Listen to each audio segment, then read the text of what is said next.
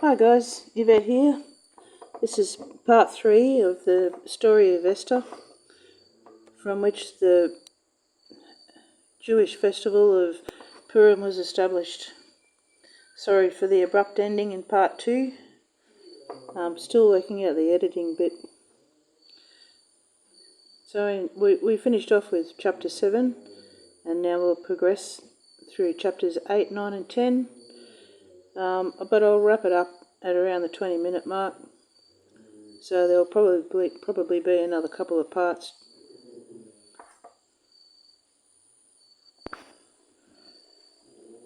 So in the last video we finished up with the king hanging Haman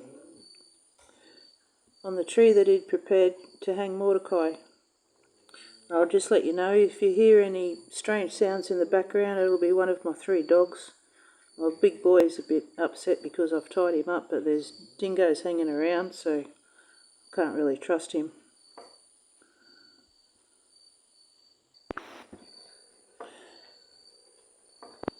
So Esther chapter 8, reading from the 1599 Geneva Bible.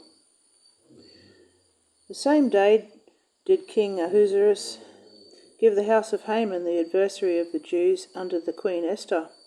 And Mordecai came before the king, for Esther told what he was unto her. And the king took off his ring, which he had taken from Haman, and gave it unto Mordecai. And Esther set Mordecai over the house of Haman. And Esther spake yet more before the king, and fell down at his feet weeping, and besought him that he would put away the wickedness of Haman the Agagite, and his device that he had imagined against the Jews. And the king held out the golden sceptre toward Esther. Then arose Esther, and stood before the king, and said, If it please the king, and if I have found favour in his sight, and the thing be acceptable before the king, and I please him, let it be written, that the letters of the device of Haman the son of Hammedatha the Agagite may be called again, which he wrote to destroy the Jews that are in all the king's provinces. For how can I suffer and see the evil that shall come unto my people? Or how can I suffer and see the destruction of my kindred? And the king Ahasuerus said unto the queen Esther and to Mordecai the Jew, Behold, I have given Esther the house of Haman, whom they have hanged upon the tree, because he laid hand upon the Jews.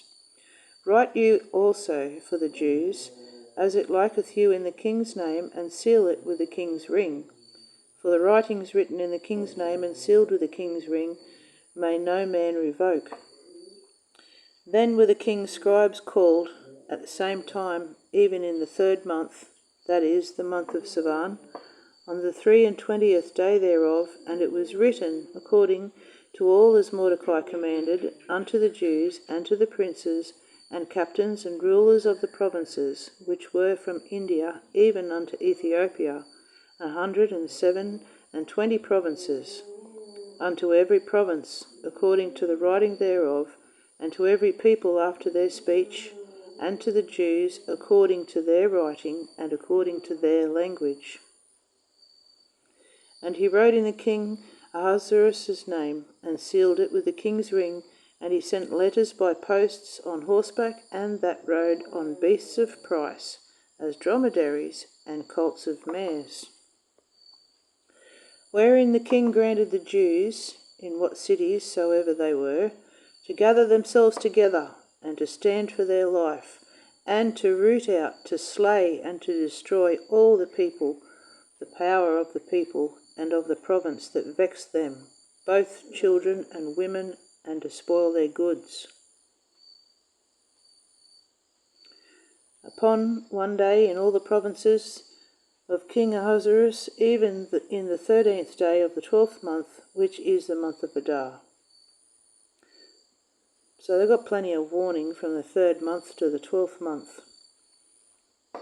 I imagine it would have caused a lot of division amongst the people, considering at this stage that the Jews were pretty well integrated into the social structure of the Persian Empire. The copy of the writing was how there should be a commandment given in all and every province, published among... Sorry about that, I just needed to pause for a minute.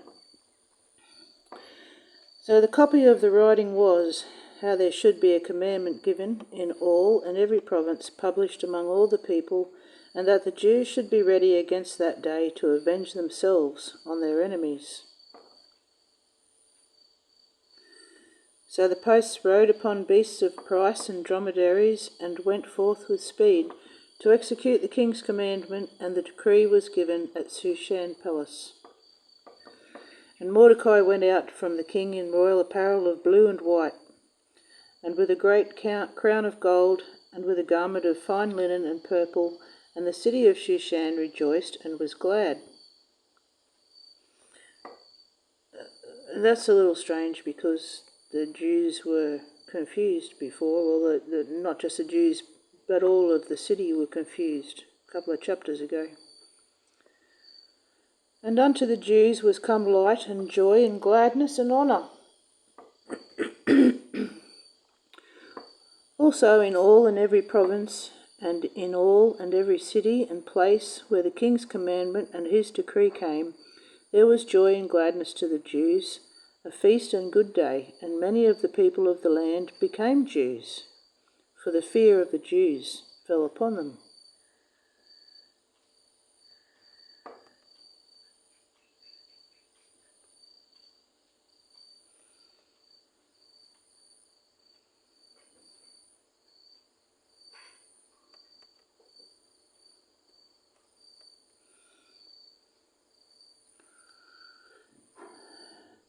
So in the 12th month, which is the month of Adar, upon the 13th day of the same, when the king's commandment and his decree drew near to be put into execution, in the day that the enemies of the Jews hoped to have power over them, but it turned contrary, for the Jews had rule over them that hated them.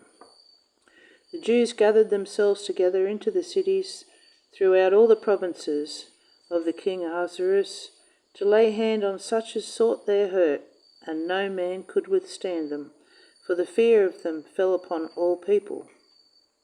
And all the rulers of the provinces, and the princes and the captains, and the officers of the king exalted the Jews, for the fear of Mordecai fell upon them. For Mordecai was great in the king's house, and the report of him went through all the provinces, for this man Mordecai waxed greater and greater. Thus the Jews smote all their enemies with strokes of the sword, and slaughter and destruction, and did what they would unto those that hated them. And at Shushan the palace slew the Jews, and destroyed 500 men, and Parshandatha, and Delphin, and Aspatha, and Poratha, and Adalia, and Aridatha, and Parmashta, and Arisai, and Arodai, and Vazazetha. The 10 sons of Haman, the son of Hammedatha, the adversary of the Jews, slew they, but they laid not their hands on the spoil. On the same day came the number of those that were slain unto the palace of Shushan before the king. And the king said unto Queen Esther, The Jews have slain in Shushan the palace, and destroyed 500 men. And the 10 sons of Haman, what have they done in the rest of the king's provinces? And what is thy petition, that it may be given thee? Or what is thy request moreover, that it may be performed? Then said Esther, If it please the king, let it be granted also tomorrow to the Jews that are in Shushan, to do according unto this day's decree, that they may hang upon the tree Haman's 10 sons. And the king charged to do so, and the decree was given at Shushan, and they hanged Haman's 10 sons. So Haman's 10 sons were already dead, but I've still got to hang them, use them as an example. So the Jews that were in Shushan assembled themselves upon the 14th day of the month Adar, and slew 300 men in Shushan, but on the spoil they laid not their hand. And the rest of the Jews that were in the king's provinces assembled themselves and stood for their lives, and had rest from their enemies, and slew of them that hated them 75,000, but they laid not their hand on the spoil. This they did on the 13th day of the month of Adar, and rested the 14th day thereof, and kept it a day of feasting and joy. But the Jews that were in Shushan assembled themselves on the 13th day, and on the 14th thereof, and they rested on the 15th of the same, and kept it a day of feasting and joy. Therefore the Jews of the villages that dwelt in the unwalled towns kept the 14th day of the month Adar with joy and feasting, even a joyful day, and everyone sent presents unto his neighbour. And Mordecai wrote these words, and sent letters unto all the Jews that were through all the provinces of the king Ahasuerus, both near and far, enjoining them that they should keep the 14th day of the month Adar and the 15th day of the same every year, according to the days wherein the Jews rested from their enemies, and the month which was turned unto them from sorrow to joy, and from mourning into a joyful day, to keep them the days of feasting and joy, and to send presents every man to his neighbour, and gifts to the poor. And the Jews promised to do as they had begun, and as Mordecai had written unto them, because Haman, the son of Hammedatha, and the Agagite, all the Jews' adversary, had imagined against the Jews to destroy them, and had cast pur, that is, lots, to consume and destroy them. And when she came before the king, he commanded by letters, let this wicked device, which he imagined against the Jews, turn upon his own head, and let them hang him and his sons on the tree.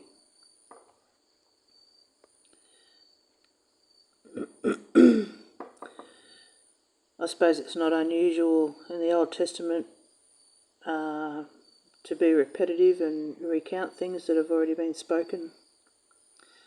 Therefore they called these days Purim by the name of Pur, and because of all the words of this letter, and of that which they had seen besides this, and of that which had come unto them. The Jews also ordained and promised for them and for their seed, and for all that joined unto them, that they would not fail to observe those 2 days every year, according to their writing and according unto their season, and that these days should be remembered and kept throughout every generation, and every family, and every province, and every city. Even these days of Purim should not fail among the Jews, and the memorial of them should not perish from their seed. And the Queen Esther, the daughter of Abihail, and Mordecai the Jew, wrote with all authority to confirm this letter of Purim the second time. And he sent letters unto all the Jews to the 127 provinces of the kingdom of Ahasuerus, with words of peace and truth, to confirm these days of Purim according to their seasons, as Mordecai the Jew and Esther the queen had appointed them, and as they had promised for themselves and for their seed, with fasting and prayer. And the decree of Esther confirmed these words of Purim, and was written in the book.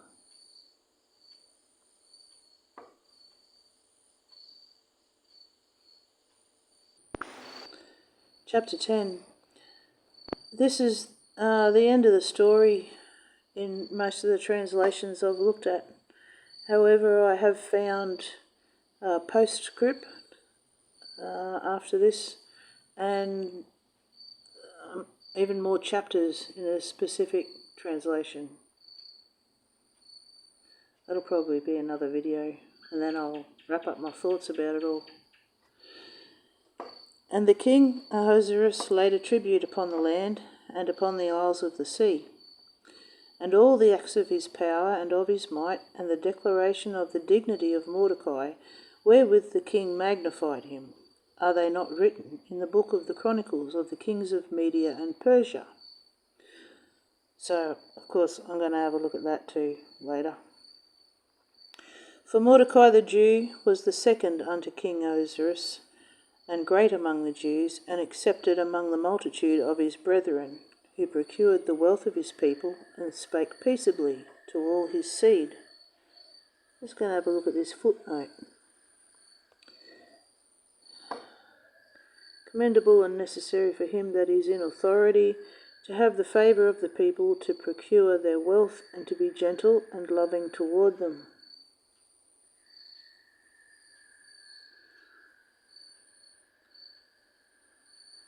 That was a short chapter. Yep, we're at Job now. I'll go back. In the New Revised Standard Version, Anglicised Catholic edition, I found this edition F, Mordecai's Dream Fulfilled. Very interesting. And Mordecai said, "These things have come from God, for I remember the dream that I had concerning these matters, and none of them has failed to be fulfilled. There was the little spring that became a river, and there was light and sun and abundant water. The river is Esther, whom the king married and made queen. The two dragons are Haman and myself." Well, that's an interesting analogy. "The nations are those that gathered to destroy the name of the Jews. And my nation, this is Israel, who cried out to God and was saved. The Lord has saved his people. The Lord has rescued us from all these evils. God has done great signs and wonders, wonders that have never happened among the nations.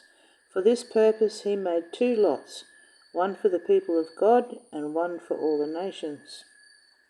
And these two lots came to the hour and moment and day of decision before God and among all the nations. And God remembered his people and vindicated his inheritance. So they will observe these days in the month of Adar on the 14th and 15th of that month, with an assembly and joy and gladness before God from generation to generation forever among his people Israel." So,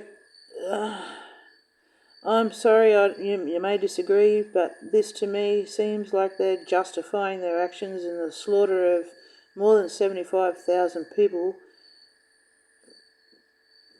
They're justifying it because of their God.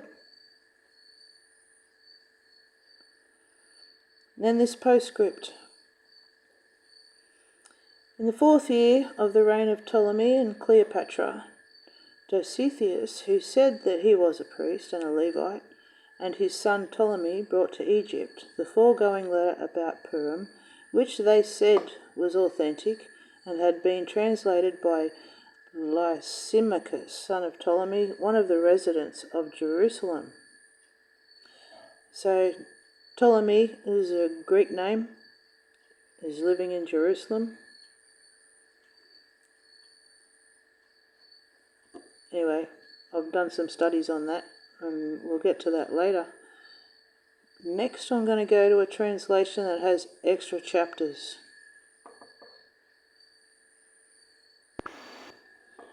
This Duo Reims 1899 American edition, I'd never heard of it before. But look at this, chapter 11, 12, 13, 14, 15, 16. We're going to take a look at those. And also, after the New Testament, they have apocryphal books, not all of them, but Tobit, Judith, Wisdom, Sirach, Baruch, and the Maccabees.